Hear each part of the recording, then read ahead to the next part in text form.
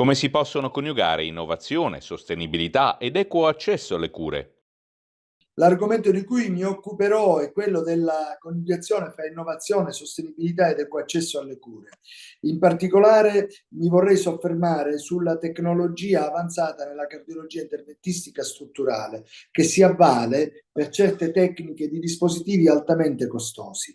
Sappiamo che in Sicilia, ad esempio, ci sono 20.000 pazienti affetti da stenosi valvolare aortica e che il trattamento di questi pazienti sopra i 75 anni, questi sono i numeri, si fa attraverso i cateteri, la TAVI, Transcatheter Aortic Valve Implantation. Il problema è che i dispositivi che vengono utilizzati hanno un costo elevato che non viene corrisposto in maniera adeguata dai DRG. Quindi c'è una discrepanza fra un'esigenza clinica dei pazienti, fra una disponibilità di dispositivi altamente costosi e fra una risposta da parte delle amministrazioni centralizzate che non sono in grado di affrontare il problema con un adeguamento dei DRG.